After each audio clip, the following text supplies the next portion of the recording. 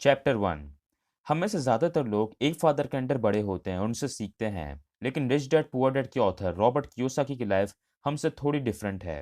वो अपने दो फादर्स के अंडर बड़े हुए थे। एक थे उनके खुद के फादर, जिन्हें उस बुक में अपना पुअर डैड कहते हैं, और दूसरे उनके फ्रेंड माइक के फादर, जिनके साथ वो काफ़ी वक्त गुजारते थे। उन इस बुक में वो अपना रिच डैड कहते हैं। उनके पुअर डैड बहुत ज़्यादा पढ़े लिखे थे। उन्होंने पीएचडी किया था और फिर स्कॉलरशिप पे एडवांस स्टडीज़ भी की, जबकि उनके रिच डैड ने कभी 8वीं क्लास भी पास नहीं की थी। दोनों डैड्स अपने कैरियर में बहुत सक्सेसफुल थे, लेकिन उनके पुअर डैड के साथ हमेशा पैसों को लेकर प्रॉब्लम रहता था, जबकि उनके रिच डैड शहर के सबसे अमीर आदमियों में से थे। पुअर डैड ने मरने से पहले अपनी फैमिली के लिए बिल्स छोड़े, जबकि रिच डैड ने अपनी फैमिली के लिए मिलियंस ऑफ डॉलर्स छोड़े। दोनों डैड्स की सोच बहुत ही अलग थी। जैसे पुअर डैड कहते थे कि पैसों से प्यार ही सारी बुरे कामों की जड़ है, जबकि रिच डैड कहते थे कि पैसे ना होना सारे बुरे कामों की जड़ है। पुअर डैड कहते थे कि पढ़ाई करो, डिग्री लो और एक अच्छी जॉब ढूंढो, जबकि रिच डैड कहते थे कि पढ़ाई करो ताकि तुम आगे जाके एक अच्छी कंपनी बाय कर सको। पुअर डैड जॉब्स करने पर फोकस करते थे, जबकि रिच डैड सोचते थे कि वो कैसे दूसरों को जॉब्स दे सकते हैं। उनके पुअर डैड हमेशा कहते थे कि मैं कभी अमीर नहीं बन सकता, जबकि उनके रिच डैड हमेशा अपने आप को रिच बुलाते थे। इवन जब उनकी फाइनेंशियल कंडीशन बिल्कुल खराब ही क्यों ना हो, तब भी वो अपने आप को रिच ही बुलाते थे। कभी ये नहीं सोचते थे कि वो पुअर हैं या किसी से कम हैं। इसका रीज़न ये है कि हम जैसा सोचते हैं हमारी ज़िंदगी में वैसा ही होता है। दोनों डैड्स एजुकेशन को भी बहुत मानते थे, लेकिन अलग अलग चीज़ें पढ़ते थे। एक डैड अच्छी जॉब्स के लिए पढ़ते थे और दूसरे डैड अमीर बनने के लिए पढ़ते थे। पुअर डैड कहते थे कि मैं ये अफोर्ड नहीं कर सकता, मैं वो अफोर्ड नहीं कर सकता, जबकि रिच डैड को जब कुछ चाहिए होता था तो वो सोचते थे कि मैं ये कैसे अफोर्ड कर सकता हूँ। रिच डैड का मानना है कि अमीर बनने के लिए आपका दिमाग तेज होना चाहिए, और तेज दिमाग के लिए आपको अपने दिमाग को चलाना होगा। आपका दिमाग जितना चलेगा वो उतना ही तेज होता जाएगा। जब आप खुद से किसी प्रॉब्लम का सोल्यूशन निकालते हो, कुछ आइडिया सोचते हो, तो इससे आपके ब्रेन मसल्स स्ट्रांग होते हैं। ये कह देना कि मैं अफोर्ड नहीं कर सकता, वो कहते थे कि ये कहने से आपका दिमाग बंद हो जाता है और कुछ सोचेगा नहीं। दिमाग को तेज करने के लिए उसे चलाया करो। आपका दिमाग जितना चलेगा, आप उतना ही अमीर बन सकोगे। रॉबर्ट उस टाइम पे बहुत ही छोटे थे और उन्हें समझ नहीं आ रहा था कि वो दोनों फादर्स में से किसकी सुने।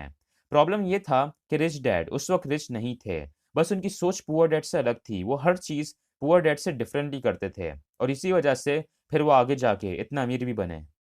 हमारे जो स्कूल्स हैं वो हमें अच्छा डॉक्टर, लॉयर और बैंकर तो बनाते हैं, लेकिन स्कूल में ये नहीं सिखाया जाता कि अमीर कैसे बनते हैं। इसके बारे में बच्चों को घर में सिखाया जाता है।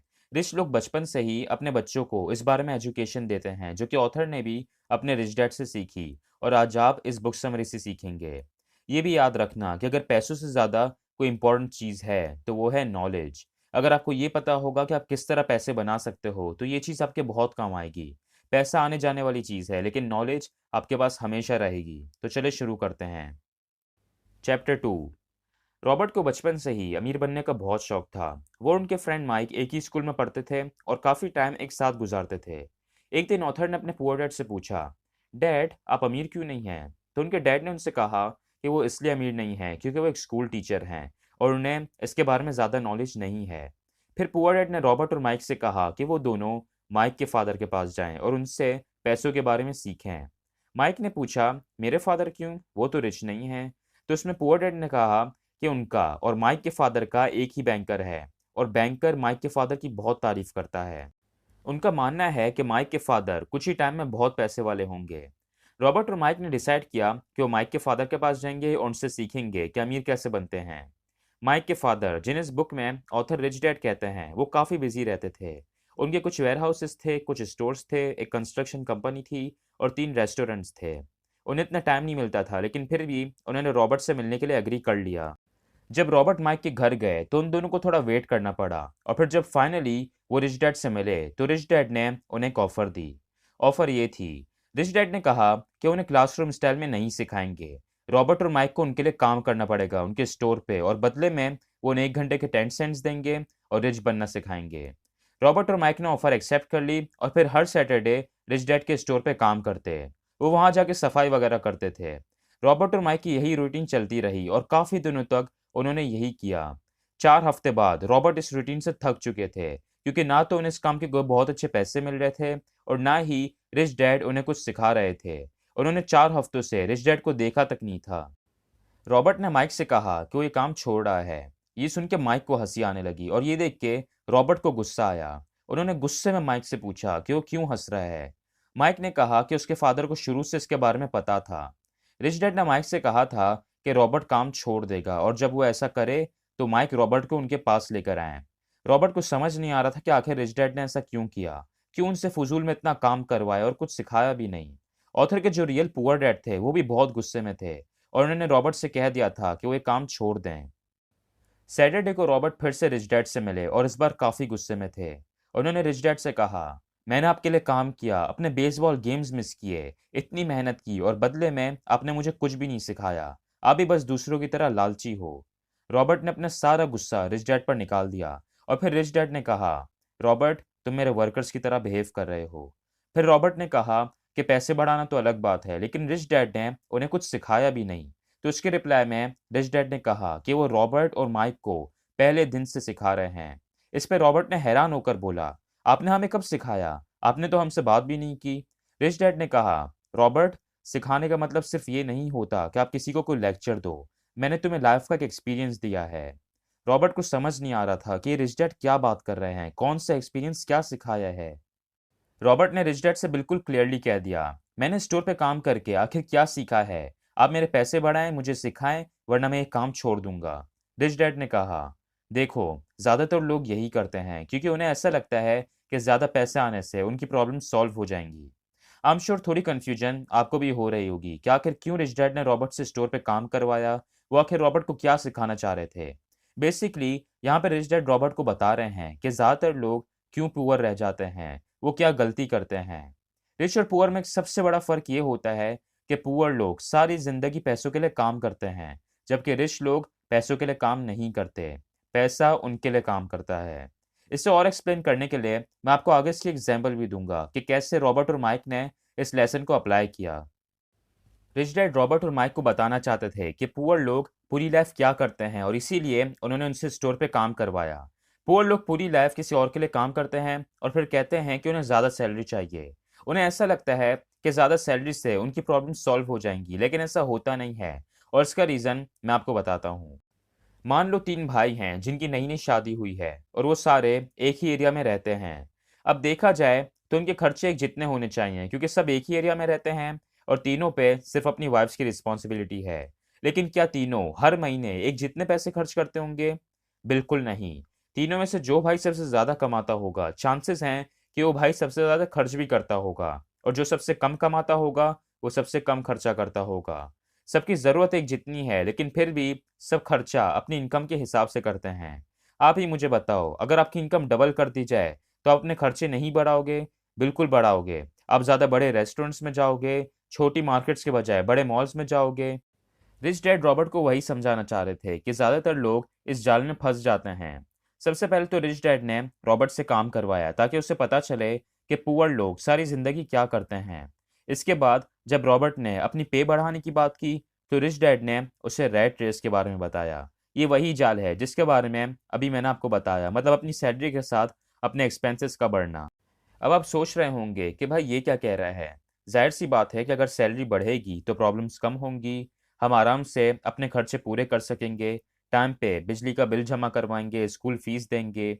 देखो इस तरह शुरू में तो आपको ऐसा लगेगा कि सैलरी बढ़ने से आपकी प्रॉब्लम्स कम हो रही हैं, लेकिन कुछ ही टाइम में आप वही प्रॉब्लम्स फिर से फेस करोगे।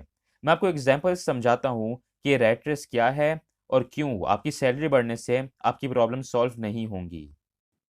मान लो एक फैमिली है जिसमें हस्बैंड वाइफ और 2 बच्चे रहते हैं। अब हस्बैंड एक नॉर्मल सी जॉब करता है, बच्चे स्कूल जाते हैं, वाइफ घर के काम करती है। हस्बैंड का एक दिन प्रमोशन होता है और सैलरी बढ़ जाती है। इसी खुशी में वो अपनी बीवी को कोई ज्वेलरी ला कर देता है और बच्चों को प्ले स्टेशन ला कर देता है। अब प्ले स्टेशन से हर महीने का इलेक्ट्रिसिटी बिल बढ़ जाता है। इसके अलावा उसकी वाइफ डिमांड करती है कि वो घर में एसी भी लगवाएं, जिसमें हस्बैंड अपनी सारी सेविंग्स खर्च कर देता है और एसी लगवा के दे देता है। इससे फिर इलेक्ट्रिसिटी का बिल और बढ़ जाता है। एक बार फिर हस्बैंड वहीं आ गया जहां वो पहले था और मुश्किल से अपने खर्चे पूरे कर रहा है। कुछ सालों बाद उसने अपनी कंपनी में और सक्सेस अचीव किया और उसकी इनकम बहुत बढ़ गई। फिर बच्चों की स्कूल ख़त्म हुई और उनके कॉलेज एडमिशन का टाइम आ गया। अब उसने सोचा कि उसके बच्चे किसी अच्छे कॉलेज में पढ़ें और उसने महंगे कॉलेज में एडमिशन करवा दिया। बच्चों की पॉकेट मनी भी बढ़ानी पड़ी। हम में से ज़्यादातर लोगों की लाइफ ऐसी ही है। सैलरी के साथ हमारे एक्सपेंसेस भी बढ़ते रहते हैं। इसी को रैट रेस कहते हैं। सबसे पहले आप डर की वजह से काम करते हैं। आपको डर होता है कि अगर आप काम नहीं करेंगे, ऑफिस नहीं जाएंगे, तो आपके खर्चे नहीं चल पाएंगे। एक बार आपके हाथ में इनकम आती है, फिर आपको नई नई चीज़ें दिखती हैं, जैसे नए कपड़े, बाहर का खाना, मॉल में जाना। ये लाइफ इसी तरह चलती रहती है। अब ऐसा नहीं है कि सैलरी बढ़ने से आपको बिल्कुल फ़ायदा नहीं होगा, फ़ायदा होगा। लेकिन फ़ायदा उसी वक्त होगा जब आप उस एडिशनल इनकम को सेव करें और फिर उसे सही जगह यूज़ करें। अगर उस इनकम से आप अपने खर्चे ही बढ़ा लेंगे तो आप रैट रेस का हिस्सा हैं, और रैट रेस वाले लोग कभी अमीर नहीं बन सकते, हमेशा टेंशन में ज़िंदगी गुजारेंगे। आप ये भी सोच रहे होंगे कि यार ये क्या बात हुई, अमीर लोग क्या नया घर नहीं लेते, नई गाड़ियाँ नहीं चलाते? बिल्कुल चलाते हैं, और वो भी खर्चे करते हैं। लेकिन उसका भी एक सही तरीका होता है, सही वक्त होता है, जिसके बारे में हम नेक्स्ट चैप्टर में बात करेंगे। इस चैप्टर से आपने दो बातें सीखनी है। पहली, रैट रेस के इस जाल से बचना है। अगर आपकी सैलरी बढ़ रही है तो उससे अपने खर्चे ना बढ़ाओ, बल्कि उसे सेव करो। और फिर उस इनकम से क्या करना है वो मैं आपको नेक्स्ट चैप्टर में बताऊंगा। दूसरा लेसन, अमीर लोग पैसों के लिए काम नहीं करते, पैसा उनके लिए काम करता है। रॉबर्ट और माइक ने इस लेसन को कैसे अप्लाई किया, अब ये मैं आपको बताता हूँ। उस टाइम पे बच्चे कॉमिक बुक्स बहुत पढ़ते थे, और माइक और रॉबर्ट ने देखा कि बहुत से डिस्ट्रीब्यूटर्स जब कॉमिक बुक्स पुरानी हो जाती थी तो उन्हें फेंक देते थे। रॉबर्ट और माइक ने उन डिस्ट्रीब्यूटर्स से बात की कि वो कॉमिक बुक्स उन्हें दे दें। डिस्ट्रीब्यूटर्स ने उनसे कहा कि वो उसी शर्त पे उन्हें कॉमिक बुक्स देंगे अगर वो उन्हें रीसेल ना करें। माइक और रॉबर्ट ने उनकी शर्त मान ली, और माइक के घर में जो बेसमेंट था वहाँ पे एक लाइब्रेरी खोल ली। वहाँ पे बच्चों को 10 सेंट्स पे करने होते थे, और फिर 2 घंटे में वो जितनी चाहे कॉमिक बुक्स पढ़ सकते थे। उन्होंने माइक की छोटी बहन को एज अ लाइब्रेरियन हायर किया और उसे वीकली $1 पे करते थे। मैं ये बता दूं कि 1956 की बात है, और जिस टाइम पे रॉबर्ट और माइक ने लाइब्रेरी खोली थी उस टाइम पे वो रिच डैड के स्टोर पे भी काम करते थे, और इस बार उन्हें कुछ भी नहीं मिल रहा था।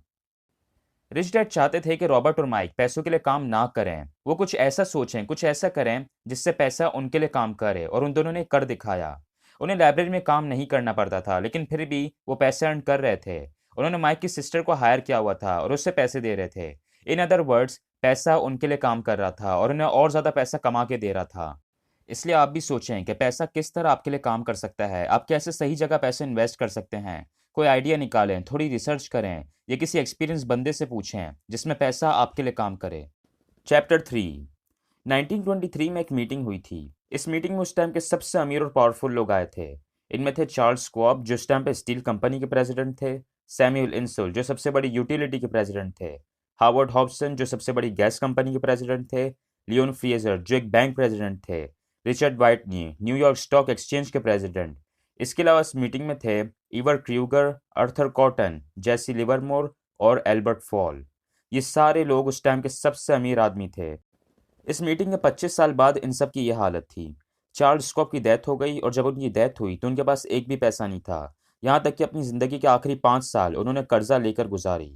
ईवर क्रूगर और अर्थर कॉटन, ये दोनों भी जब मरे तो उनके पास एक भी पैसा नहीं था। रिचर्ड वाइटनी और एल्बर्ट फॉल दोनों जेल से छूटे थे। फ्रेजर और लिवरमोर दोनों ने सुसाइड कर ली।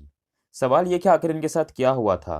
ये मीटिंग 1923 में हुई थी, और 1929 में यूएसए की इकोनॉमी क्रैश हो गई थी और बहुत से लोग रास्ते पे आ गए थे। ये नुकसान बाकी लोगों के साथ साथ इन अमीर लोगों को भी हुआ था, और इससे इनकी ज़िंदगी पे बहुत फ़र्क पड़ा। अब ये सारे तो बहुत ज़्यादा अमीर लोग थे, लेकिन इनके साथ जो हुआ वो बहुत से लोगों के साथ होता है। बहुत से ऐसे बॉक्सर्स और स्पोर्ट्समैन हैं जिनके पास एक टाइम पे मिलियंस होते हैं, लेकिन फिर कुछ ही सालों में उनके पास एक भी पैसा नहीं बचता और वो नॉर्मल सी जॉब्स कर रहे होते हैं। बहुत से ऐसे पुअर और मिडिल क्लास लोग हैं जिन्हें लॉटरीज लगती हैं और उनके पास बहुत पैसा आ जाता है, लेकिन फिर एक वक्त आता है जब उनकी वही पहले जैसी हालत हो जाती है। ऐसा इसलिए होता है क्योंकि लोग पैसों पे बहुत ज़्यादा फोकस करते हैं, जबकि ऑथर एडवाइस करते हैं कि आप पैसों पे नहीं, अपनी फाइनेंशियल एजुकेशन पे फोकस करो। फाइनेंशियल एजुकेशन का मतलब है कि आपको अपने पैसा ग्रो करना आना चाहिए, उसे संभालना आना चाहिए। अगर आपके पास पैसा है और फाइनेंशियल एजुकेशन नहीं है, तो फिर वो पैसा आपके पास ज़्यादा टाइम तक नहीं रहेगा। बहुत से लोग ऑथर से पूछते हैं कि वो कैसे स्टार्ट ले सकते हैं, कैसे मिलियनर बन सकते हैं, फाइनेंशियली फ्री हो सकते हैं। उन सबको ऑथर वही बताते हैं जो उनके रिच डैड उन्हें बताते थे। वो कहते हैं कि अपनी फाइनेंशियल एजुकेशन पे फोकस करो। ये जो फाइनेंशियल एजुकेशन का सब्जेक्ट है, ये आप एक बार में नहीं सीखते, इसे सारी ज़िंदगी सीखते रहते हैं। इसके लिए पैसों से रिलेटेड बुक्स पढ़ो, अमीर लोगों से सीखो, सेमिनार्स अटेंड करो। ये सब्जेक्ट सिर्फ पढ़ के नहीं सीखा जाता, बल्कि आपको एक्शन भी लेना होगा। जब रॉबर्ट कियोसाकी और उनके फ्रेंड माइक छोटे थे उसी वक्त से रिच डैड ने उन्हें फाइनेंशियल एजुकेशन देना शुरू कर दी थी। एक दिन रॉबर्ट ने रिच डैड से पूछा कि अमीर बनने का सबसे बड़ा सीक्रेट क्या है। तो उस पर रिच डैड ने कहा, अमीर बनने का सिर्फ एक ही सीक्रेट है, वो ये कि आपको एसेट्स और लाइबिलिटीज के बीच का डिफरेंस पता होना चाहिए और आपको एसेट्स बाय करना है। वैसे फाइनेंशियल एजुकेशन का सब्जेक्ट बहुत ही डीप है, लेकिन ये जो प्रिंसिपल है ये अमीर लोगों का सबसे बड़ा सीक्रेट है। रिच डैड कहते हैं कि ये सबसे इंपॉर्टेंट रूल है और अमीर बनने के लिए ये सिर्फ एक ही रूल है। अगर इसे फॉलो करोगे तो आप रिच बन जाओगे। अब क्वेश्चन ये है कि ये एसेट और लाइबिलिटी क्या है। एसेट मतलब कोई भी ऐसी चीज़ जिससे आपके पास पैसे आएँ। जैसे मान लो आपके पास एक घर है जिसे आपने रेंट पे दे दिया, अब हर महीने आपको उसका रेंट मिलेगा, तो ये एक एसेट है। लाइबिलिटी मतलब वो चीज़ जो आपसे पैसे लेती है। जैसे आपने घर में एसी लगवाया जिससे हर महीने इलेक्ट्रिसिटी का बिल बढ़ जाएगा, तो ये एक लाइबिलिटी है। बहुत से लोगों को चीज़ों को कॉम्प्लिकेटेड करने में मज़ा आता है, लेकिन रिच डैड हमेशा चीज़ों को सिंपल रखते थे और सिंपल करके वो रॉबर्ट और माइक को सिखाते थे। अगर आप किसी अकाउंटेंट से एसेट और लाइबिलिटी की डेफिनेशन पूछेंगे तो शायद आपको कोई और जवाब मिले, लेकिन रिच डैड की डिक्शनरी में एसेट और लाइबिलिटी का यही सिंपल मीनिंग है। तो अगर आपको अमीर बनना है तो सिंपली अपनी लाइफ में एसेट्स बाय करो, और अगर गरीब रहना है तो लाइबिलिटीज़ बाय करो। अब आप सोच रहे होगे कि यार ये क्या बात हुई, अमीर लोगों के घर में क्या एसी नहीं लगा होता, उनके पास गाड़ियाँ और लग्जरीज नहीं होती? बिल्कुल होती हैं। अमीर लोग बहुत सी लग्जरीज बाय करते हैं और रॉबर्ट कियोसाकी के पास भी बहुत सी गाड़ियाँ और लग्जरीज हैं। लेकिन वो कहते हैं कि अमीर लोग उसी वक्त लग्जरीज बाय करते हैं जब उनके एसेट्स में से एक्सेस इनकम आ रही हो। उनके पास इतने एसेट्स होते हैं कि उनके एक्सपेंसेस तो निकल जाते हैं, लेकिन साथ ही उनके पास और भी बहुत पैसे बच जाते हैं और फिर उससे वो लग्जरीज बाय करते हैं। जब पुअर लोग पूरा महीना काम करके सैलरी अर्न करते हैं तो उससे वो एक्सपेंसेस पूरे करते हैं। जब मिडिल क्लास के पास इनकम आती है तो उससे वो एक्सपेंसेस पूरे करते हैं और लाइबिलिटीज बाय करते हैं, जिससे अगेन एक्सपेंसेस बढ़ जाते हैं। जबकि रिच लोगों के पास एसेट्स बहुत ज़्यादा होते हैं। उनके एसेट कॉलम में से जो इनकम आती है, मतलब उनके रियल स्टेट से जो रेंट मिलता है, उनके स्टॉक्स बिजनेसेस, इन सब से जो इनकम आती है उससे वो एक्सपेंसेस पूरे करते हैं और बची हुई इनकम से फिर से एसेट्स बाय कर लेते हैं। इससे लग्जरीज आप उसी वक्त बाय कर सकते हो जब आपका एसेट कॉलम बहुत बढ़ जाए। इसके अलावा लास्ट चैप्टर में हमने रैट रेस के बारे में बात की थी कि क्यों इनकम बढ़ने से लोगों की प्रॉब्लम सॉल्व नहीं होती। वो सॉल्व इसलिए नहीं होती क्योंकि वो उस एडिशनल इनकम से वही लाइबिलिटीज बाय कर लेते हैं। आपके पास जब एडिशनल इनकम आए तो आपको उसे एसेट्स बाय करने हैं। एसेट की बेसिक डेफिनेशन मैंने आपको बता दी है। अब एसेट्स कौन से बाय करने हैं ये आप पर डिपेंड करता है। जैसे ऑथर मोस्टली रियल स्टेट और स्टॉक्स बाय करते हैं। आप एसेट्स पे थोड़ी रिसर्च करो और अपने एसेट कॉलम को बिल्ड करना शुरू करो। ज़रूरी नहीं है कि एसेट्स में आप घर ही खरीदो। मोस्टली लोगों के लिए वो करना भी इम्पॉसिबल होगा। एसेट्स के लिए बहुत से ऑप्शंस हैं, आपको थोड़ा सर्च करना होगा, कुछ सोचना होगा। जैसे रॉबर्ट और माइक ने एक लाइब्रेरी खोली थी, वो भी एक एसेट था। उससे उनके पास इनकम आ रही थी और वो भी बिना काम करे। बहुत से लोग सोचते हैं कि जॉब भी एक एसेट है, लेकिन जॉब कोई एसेट नहीं है। एसेट ऐसा होना चाहिए जहां आपके पास बिना काम करे इनकम आए। ऑथर ये भी कहते हैं कि एसेट्स ऐसे बाय करो जो आपको पसंद हो, जिनमें आपका इंटरेस्ट हो। ऐसे एसेट्स को आप सही से मैनेज कर पाओगे। इस चैप्टर में हमने दो इंपॉर्टेंट बातें सीखी हैं। पहली, अमीर बनने के लिए सबसे इंपॉर्टेंट है फाइनेंशियल एजुकेशन। ये टॉपिक आपको स्कूल में नहीं सिखाते, आपको खुद से इसे सीखना होगा, और ये तो सिर्फ एक ही बुक है। ये सब्जेक्ट लोग अपनी पूरी ज़िंदगी सीखते हैं, इसलिए फाइनेंशियल एजुकेशन पे ध्यान दो। दूसरा लेसन, अमीर बनने के लिए एसेट्स खरीदो और लग्जरीज उसी वक्त खरीदना जब आपके एसेट्स बहुत बढ़ जाएं। चैप्टर 4। मैकडोनल्ड्स तो आप सबने देखा होगा, हर कंट्री में उसकी ब्रांचेज हैं। 1974 में रे क्रुक, जो कि मैकडोनल्ड्स के ओनर हैं, उन्हें एक यूनिवर्सिटी में पब्लिक स्पीकिंग के लिए बुलाया था और वहाँ सारे एमबीए के स्टूडेंट्स बैठे थे। पब्लिक स्पीकिंग खत्म होने के बाद स्टूडेंट्स ने रे को ऐसे ही ड्रिंक के लिए इनवाइट किया, तो फिर वो सारे वहाँ गए और काफ़ी देर तक बैठे। बातों बातों में रे ने स्टूडेंट्स से पूछा, क्या मुझे कोई बता सकता है कि मेरा क्या बिजनेस है? तो इस सवाल पे सारे स्टूडेंट्स हंसने लगे और फिर एक ने कहा, रे, किसे नहीं पता कि तुम्हारा बिजनेस बर्गर सेल करने का है? तो उस पे रे ने कहा, गलत, मेरा बिजनेस बर्गर सेल करने का नहीं है, मेरा बिजनेस है रियल एस्टेट। वैसे मैकडोनल्ड्स में बर्गर्स ही मिलते हैं, लेकिन एक चीज़ जिसका रे बहुत ज़्यादा ख्याल रखते हैं वो थी फ्रेंचाइज की लोकेशन। मैकडोनल्ड्स की बहुत सी फ्रेंचाइजेज हैं और अगर किसी भी फ्रेंचाइज को सक्सेसफुल बनाना है तो उसकी लोकेशन सबसे ज़्यादा इंपॉर्टेंट है। जब किसी भी कंट्री में कोई मैकडोनल्ड्स खोलता है तो उस ज़मीन को, उस रियल एस्टेट को मैकडोनल्ड्स के नाम से बाय करता है। इसी वजह से आज मैकडोनल्ड्स के पास इतना रियल एस्टेट है जितना पूरी दुनिया में किसी के पास नहीं है। अगर रे क्रोक सिर्फ बर्गर्स बनाने पर ध्यान देते तो शायद वो कभी इतना अमीर नहीं बन पाते, लेकिन उन्होंने अपने एसेट कॉलम को बिल्ड किया है। मैकडॉनल्ड्स के रियल स्टेट बढ़ते जा रहे हैं, जिसकी वजह से उनके एसेट्स और इनकम भी बढ़ रही है।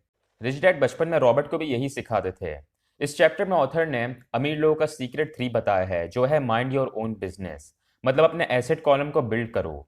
अब ये पॉइंट हम ऑलरेडी लास्ट चैप्टर में डिस्कस कर चुके हैं, लेकिन इस चैप्टर में आपको उसी से रिलेटेड कुछ इंपॉर्टेंट लेसन्स मिलेंगे। सबसे पहले तो ये जान लो कि एक इंसान का प्रोफेशन और बिजनेस दोनों अलग अलग होते हैं। बहुत से लोग अपने प्रोफेशन को बिजनेस समझते हैं। जब ऑथर लोगों से पूछते हैं कि उनका क्या बिजनेस है, तो वो कहते हैं कि मैं बैंकर हूँ, मैं टीचर हूँ, लेकिन ये इनका बिजनेस नहीं है, क्योंकि वो बैंक में काम करते हैं, उसके मालिक नहीं हैं। हमारे यहाँ लोग इसलिए पुअर रह जाते हैं क्योंकि उनके पास कोई एसेट या बिजनेस नहीं होता। वो अपनी पूरी लाइफ किसी और के लिए काम करते हैं और इस पर्सन को अमीर बनाते हैं, फिर गवर्नमेंट को टैक्सेस पे करते हैं, और फिर एंड में उनके पास कुछ नहीं बचता।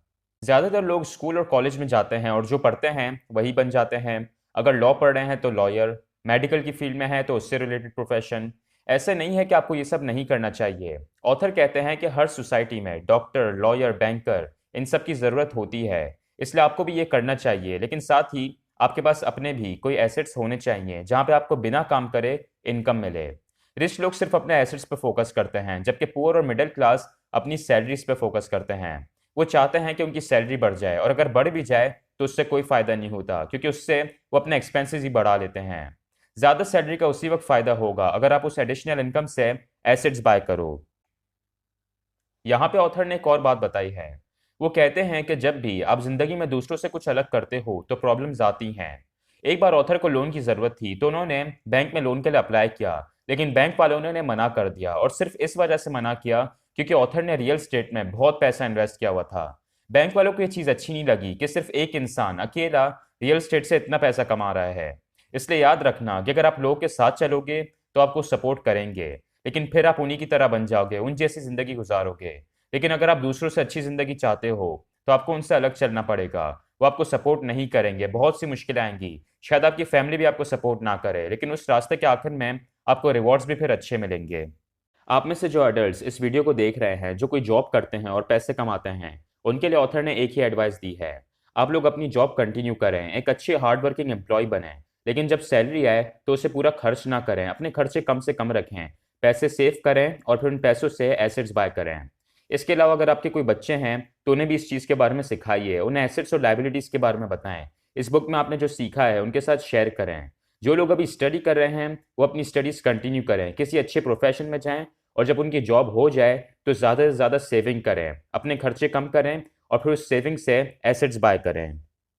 आप इस चीज़ को जितना जल्दी समझेंगे और अप्लाई करेंगे, आप उतना ही जल्दी रिच बनेंगे। अगर एसेट्स की बात करें तो वो कुछ भी हो सकते हैं जिसमें आपको बिना टाइम दिए पैसे मिलें। जैसे कोई बिजनेस हो सकता है जहाँ आपको हर वक्त काम करने की नीड ना हो और इनकम मिलती रहे। इसकी एग्जांपल है वो लाइब्रेरी जो माइकल रॉबर्ट ने खोली थी। इसके अलावा आप रियल एस्टेट में इन्वेस्ट कर सकते हैं। बहुत से लोगों को लगता है कि रियल एस्टेट इन्वेस्टिंग के लिए बहुत पैसा चाहिए, लेकिन ये सच नहीं है। रियल एस्टेट में इन्वेस्ट करने के भी कुछ तरीके होते हैं। ये बुक रियल एस्टेट के बारे में नहीं है, लेकिन आपको रियल एस्टेट में बहुत सारी बुक्स मिल जाएंगी। रॉबर्ट कियोसाकी ने भी रियल एस्टेट पे बुक्स लिखी हैं, आप वो भी पढ़ सकते हैं। इसके अलावा आप स्टॉक्स में इन्वेस्ट कर सकते हैं, म्यूचुअल फंड्स में इन्वेस्ट कर सकते हैं, कोई भी एसेट बाय कर सकते हैं। रॉबर्ट कियोसाकी रियल एस्टेट और स्टॉक्स में इन्वेस्ट करते हैं क्योंकि उन्हें उसमें इन्वेस्टमेंट पसंद है। रिच डैड हमेशा रॉबर्ट को एडवाइस करते थे कि एसेट्स ऐसे बाय करने चाहिए जो आपको पसंद हो, जिनमें आपका इंटरेस्ट हो। ऑथर ने जब ग्रेजुएशन कंप्लीट कर लिया तो उसके बाद उन्होंने काफ़ी बड़ी कंपनीज में काम किया, कई सालों तक जॉब्स की, लेकिन साथ ही वो अपने एसेट कॉलम भी बिल्ड करते थे। वो अपनी जॉब के साथ साथ रियल स्टेट्स और स्टॉक्स में भी डील करते थे, उनके बारे में सीखते थे।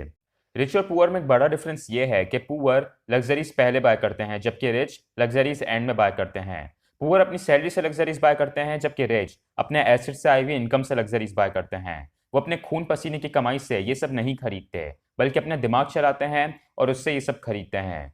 रॉबर्ट कियोसाकी की जो वाइफ हैं वो भी रियल एस्टेट में इन्वेस्ट करती हैं। ऑथर अपनी बुक में बताते हैं कि उनकी वाइफ ने मर्सिडीज बाय करने के लिए 4 साल वेट किया और फिर वो कार खरीदी। उस कार के लिए जितने भी पैसे लगे सब एसेट्स में से आए, उसके लिए उन्होंने काम नहीं किया। इसलिए आप भी थोड़ा पेशेंस रखें और लग्जरीज अपने एसेट्स की इनकम से बाय करना।